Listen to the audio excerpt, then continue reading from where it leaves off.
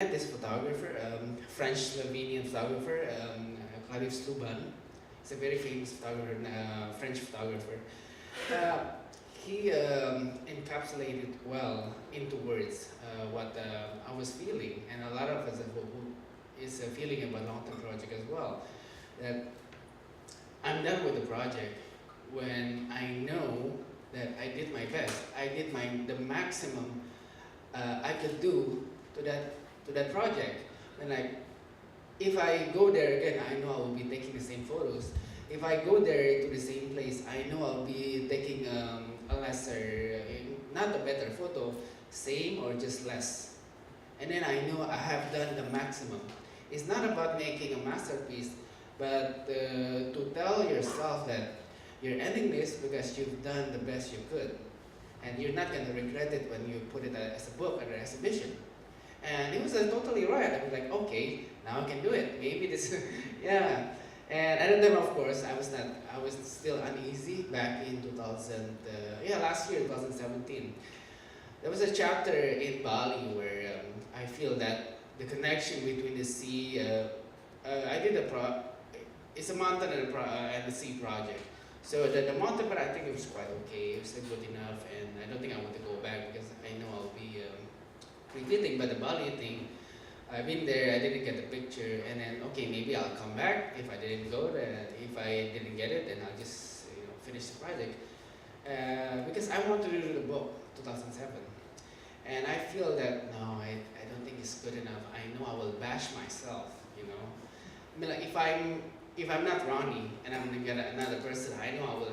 That's a bad book, because and then I gotta feel like that. And then okay, I should do it just to to have no regrets and to let go that feeling.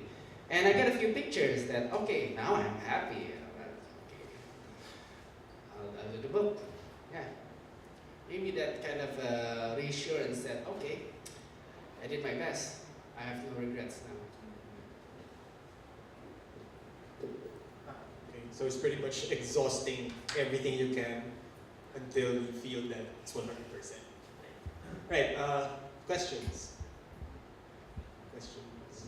Any more questions, Martin? J-Money, I sorry. Do I have to? Sige, Hi. You talked about, like, in your talk about authenticity and like the work being self-referential and self-reflective. So my question is, do you have to? You also talked about interconnecting it with like the outside, I guess, in simple terms. My question is, do you have to separate yourself from your work, which is technically about yourself, in order to present it to a bigger audience for like a greater understanding of that, like I guess in the editing process, like because for me personally, the work that I'm doing now is very intimate and very about myself, revealing it like to other people, like it's a sharing of who I am basically. So do I have to disconnect myself from that in order to be able to objectively present it in a way that people would understand where I'm coming from? Because a lot of times the work is very introspective, and I'm sure with a lot of people, like not many people, not everyone understands the way you think, but then you want to communicate something. So are you required to disconnect? And if you are, how do you do that when the work in itself is so personal? Yeah, that's a really great question. Kasi the idea of authenticity, with regards to my talk earlier, parang it covers mostly documentary photography. The work that, mostly when you're doing social issues, covering, representing other people aside from yourself. It became, I had a part there with the faith work where it intersected with my personal life. But that was a personal choice na. Parang moving out of tradition na yan. So with your question, I think it's more of a diaristic it's yourself, it's your experiences, hooked on something, a story or an issue that everyone else understand or parang would want to know as well, which is, I think, cancer. So parang, it's an issue that everyone is familiar with, but in your perspective. So I think that makes it more parang interesting. You don't have to actually separate yourself from it because ang intention mo naman is to reveal yourself in the public. It was not your intention to say, go to like how I did with the cancer patient. So wala na. It was more observing how they were doing, how they were coping with pain, how they were surviving or not, or during their last moments. Sa'yo iba, coming from you. Kasi sa akin, observed. So, yeah, you don't really have to parang separate yourself from it. It's a matter of, yung intention, I think, or the authenticity will come on how you will show the lump of the work to the public. Can I say something? Yes. Yeah. Ako naman kasi, I think you're coming from a different place than, let's say, where Veejay is coming from. But yeah, I saw some of your stuff, right? It was here. I think what's important, for me, it's not so much about authenticity kasi I'm sure it's authentic coming from you, right? I think it's more how you translate your ideas. So for me, unang-una, of course, when I saw it, no text, right? So I was a bit like confused. So ano bang gusto sabihin nito? Ganun. Kasi some people can really misinterpret ma-depress ba ako, matataba ba ako, all these things, right? So I think text, and also visual language, your mastery of visual language. For me, interesting, importante pa rin talaga yung the image itself really captures me. No, it could be a snapshot. There's nothing wrong with snapshots. There's a tradition of that kind of photography. Pero meron talagang parang you really need to polish it. Polish your how you present your visuals. And for me, yun yung kulang. And then, you really need to articulate it, write about it, ganun. Kasi that will draw us in. So I think for you, I'm sure you're authentic. It's you. You really have to parang practice in bringing it out. Yun lang. Siguro, ako lang, maybe I would be interested to see another project that deals with another topic, just to compare. Kasi sometimes if it's all very personal, tipong, okay, but maybe show me a secondary project, I can see a range of your work. So maybe also try to do various projects so you can feel more what's your real interest. Oo. Just to add to Katya, with regards to your personal work, try looking at the work in photos muna. Because I think some of it were illustrations now, or like digital illustrations, right? Or like multiple, parang graphic design na, may graphic design na siya. Try to look at it in plain images first. And you ask yourself, does it resonate? Does it tell a story? As in plain, parang how they were doing it in Jakarta, doing the editing process by print. Just line it up. You can do it on your own. You can invite friends. You can invite people that are whoever, or show it to Katya, show it to whoever, and then ask them or ask yourself, does it actually have a narrative? Then from there, bago ka mag-experiment on showing it in a more designy or parang artsy platform, dun mo muna isettle. So I think that will answer your authenticity question as well.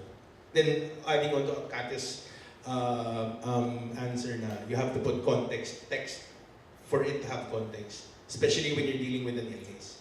Even with an illness, just with an illness, about the illness, and then something from your diary or whatever. It doesn't have to be very long and then extemporaneous, in my opinion. Alright. I think we have time for 2 more questions.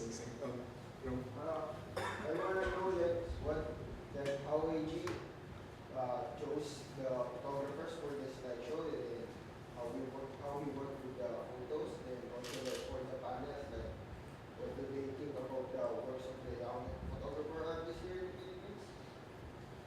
my selection for the panel is literal. Well, I did a call for the slideshow. It was literal. I did a call out. Look at things that I like. It was nung kulang pa. I asked my friends or those who asked me to edit. Hey, you want me to show your work? That's why I was gonna add earlier with James's work. We were all thinking about it in book form. So I don't know how I'm gonna translate it when in a slideshow. I guess that's, again, the lesson there is the importance of the medium or your image and how it would ascribe to a medium. Because I always tend to see this a lot and it frustrates me when I see a zine and the photos are yay small. But if you could see it big in a wall, that would be better for the image.